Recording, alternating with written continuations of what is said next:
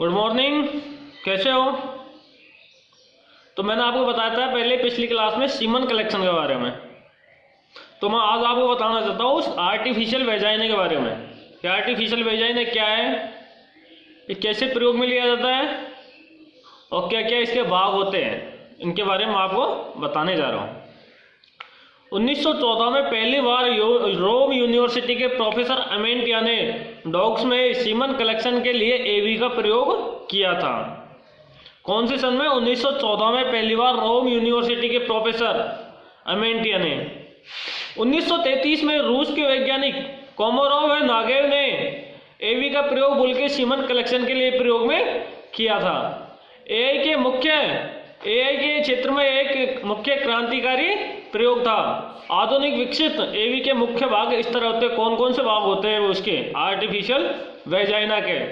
Heavy rubber cylinder, inner rubber lining, rubber cone, semen collection tube, insulating bag और valve. इसके 6 भाग होते हैं, लेकिन मुख्यतः 3 भाग होते हैं। कौन कौन से होते हैं? क्यूटर सिलेंडर, रबर कोन और रबर लिनर। ये इसके मुख्यतः 3 भाग होते हैं। यह 20 से 40 सेंटीमीटर लंबाई की बनी होती है। आर्टिफिशियल वेजाइना 20 से 40 सेंटीमीटर लंबाई की बनी होती है। बाहर का हेवी रबर सिलेंडर कठोर कैनवास का बना होता है जो 8 से 10 सेंटीमीटर चौड़ा व 35 से 40 सेंटीमीटर लंबा होता है। इसके ऊपरी दोनों किनारे ऊपर की ओर मुड़े हुए होते हैं ताकि अंदर की लेयर अच्छी तरह पकड़ कर ले, और इसके किनारे के 5 सेंटीमीटर एक और छेद होता है जिस पर वाल्व लगा होता है। इस छेद से गर्म पानी अंदर डाला जाता है तथा बाहर निकाला जाता है। इस छेद से गर्म पानी अंदर डाला जाता है और बाहर निकाला जाता है उसको सफाई करने के लिए। हार्ड ऊपरी सिलेंडर के अंदर की ओर सॉफ्ट लेटेक्स की बनी इनर रबर लेयर होती है जो 7 से 7.2 सेंटीमीटर चौड़ी तथा एवी की लंबाई के अनुसार लंबी होती है। इसमें खुरदरी सतह को ज़्यादा उचित माना जाता है जो सीमन कलेक्शन के लिए पेनिस के संपर्क में आती है। जो इसकी सतह होती है खुरदरी सतह, उसको उचित माना जाता है जो सीमन कलेक्शन के लिए पेनिस के संपर्क में आती रहती है। इस रबर के दोनों सिरे ऊपर हार्ड रबर लेयर पर अंदर से बाहर की ओर मोड़े जाते हैं तथा रबर बैंड से दोनों सिरों पर मजबूत बांधा जाता है।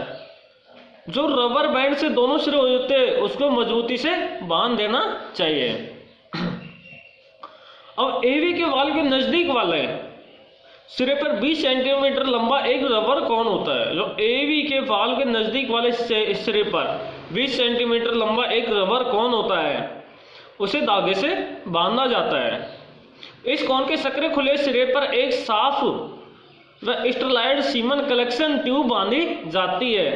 इस प्रकार ट्यूब और रबर कोन को एक थैलीनुमा इंसुलेटिंग जैकेट से ढका जाता है ताकि बाहर के टेम्परेचर में धूप के सीमन निकलने तथा स्टोर से पहले सुरक्षित रहे। यानी धूप से और बाहर का तो टेम्परेचर जो भी कुछ है उनसे वो सुरक्षित रह सकता है उसमें, इसलिए इनका प्रयोग करते हैं। अब देखो, सीमन कलेक्शन के दौरान एवी का टेम्परेचर तथा प्रेशर बहुत इंपॉर्टेंट होता है। सीमन कलेक्शन करते हैं उस टाइम पे आर्टिफिशियल वेजाइना का टेम्परेचर और प्रेशर बहुत इंपॉर्टेंट रहता है। यदि अंदर का टेम्परेचर अधिक होगा तो बुल अपने पेनिस को वेजाइना से बाहर निकाल लेगा। यानी कि आर्टिफिशियल वेजाइना का अंदर ही टेम्परेचर ज़्यादा होगा तो बुल अपने पेनिस को बाहर निकाल लेगा और सीमन नहीं निकालेगा, सीमन नहीं छोड़ेगा वो। यदि टेम्परेचर कम होगा तो भी नहीं निकालेगा और यूरिन निकाल देगा। सीमन नहीं देगा, टेम्परेचर कम होगा तो भी सीमन नहीं छोड़ेगा और यूरिन निकाल देगा। इसके अलावा एवी के अंदर पर्याप्त चिकनापन भी बहुत जरूरी होता है। जो आर्टिफिशियल वेजाइना होती है उसके अंदर चिकनापन बहुत जरूरी है। अगर चिकनापन नहीं रहेगा तो उसको नेचुरल सर्विक्स की तरह उसको फील नहीं होगा बुल को।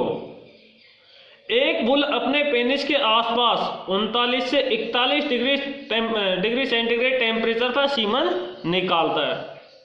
कितने डिग्री पे? 39 से 41 degree centigrade temperature bull semen निकालता है। इसके साथ ही उसकी पसंद नापसंद पर भी काफ़ी निर्भर करता है। हो सकता है बुल को पसंद हो या नहीं पसंद हो। सीमन कलेक्शन से पहले वेजाइना की प्री वार्मिंग की जाती है, उसको पहले से ही साफ सफाई कर लेनी चाहिए। इसके लिए वाल्व से 50 से 70 डिग्री सेंटीग्रेड टेम्परेचर वाला गर्म पानी अंदर डाला जाता है और बाहर निकाला जाता है। प्री वार्मिंग के लिए कितने डिग्री? 50 से 70 डिग्री सेंटीग्रेड टेम्परेचर वाला पानी उसमें बाहर अंदर डाला जाता है, फिर उसको पुनः बाहर निकाल लिया जाता है। ऐसा इसलिए किया जाता है ताकि बाद में ज़रूरत के टेम्परेचर 39 से 41 डिग्री सेंटीग्रेड वाला पानी डालने पर एकाएक टेम्परेचर डाउन नहीं हो जाए, इसलिए करते हैं। जब उसमें 39 से 41 डिग्री सेंटीग्रेड वाला पानी डालते हैं उससे कम ना हो जाए, इसलिए उसमें 50 से 70 डिग्री सेंटीग्रेड वाला पानी डालते हैं। हीट के दौरान गाय की नेचुरल वेजाइना का टेम्परेचर 39 डिग्री होता है। कितना? 39 डिग्री सेंटीग्रेड होता है नेचुरल वेजाइना का, जबकि आर्टिफिशियल वेजाइना के अंदर 48 डिग्री सेंटीग्रेड वाला पानी डाला जाता है। 48 डिग्री सेंटीग्रेड वाला पानी डाला जाता है एवी में। और सीमन कलेक्शन के दौरान यह टेम्परेचर 45 से 46 डिग्री सेंटीग्रेड होता है। जिस टाइम पे सीमन कलेक्शन होता है उस टाइम पे 45 से 46 डिग्री सेंटीग्रेड होता है। इससे ज़्यादा टेम्परेचर होने पर बुल सीमन नहीं निकालता, और यदि निकाल भी लेता है तो स्पर्म मर जाते हैं। अगर इससे ज़्यादा टेम्परेचर होगा आर्टिफिशियल वेजाइना का तो बुल सीमन नहीं छोड़ेगा। अगर छोड़ भी देगा तो उसमें स्पर्म होते हैं, शुक्राणु होते हैं, वो उनकी डेथ हो जाती है। बुल का पेनिस फाइब्रो इलास्टिक टाइप का होता है। कौन सी टाइप का? फाइब्रो इलास्टिक टाइप का होता है। इसके लिए उचित टेम्परेचर तथा प्रेशर वाला वातावरण होने पर भी इस मिलन का एहसास होता है। यानी कि उचित टेम्परेचर तथा प्रेशर वाला वातावरण होने पर ही उसका मिलान होता है और सीमन निकालता है। एवी के अंदर पर्याप्त प्रेशर के लिए वाल्व से हवा डाली जाती है। उसमें साइड में वाल्व होता है, उससे हवा डाली जाती है उसमें पर्याप्त प्रेशर के लिए। हवा की मात्रा इतनी रखी जाती है ताकि एवी के अंदर अंगूठा आसानी से अंदर जा सके। इतने उसमें हवा डाली जाती है कि उसमें एवी के अंदर अंगूठा आसानी से अंदर जा सके। यह प्रेशर 45 से 55 mm मरकरी रखा जाता है। कितने मरकरी? 45 से 55 mm इसका प्रेशर रखते हैं।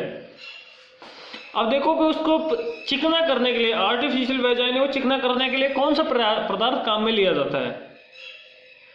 तो एवी को चिकना बनाने के लिए स्टाइल न्यूट्रल व्हाइट वैसलीन प्रयोग में लिया जाता है। इसकी मात्रा भी आवश्यकता अनुसार ही होनी चाहिए। जितनी आवश्यकता होगी उतना ही उसको काम में लेना चाहिए। ज़्यादा होने पर वैसलीन की बूंदें सीमन में गिर सकती है। अगर ज़्यादा वैसलीन लगा दी तो उसकी बूंदें सीमन में गिरेगी। यह वैसलीन स्पर्म के लिए नॉन टॉक्सिक होता है। वैसे एवी का शुरू 1/3 भाग लुब्रिकेट किया जाता है।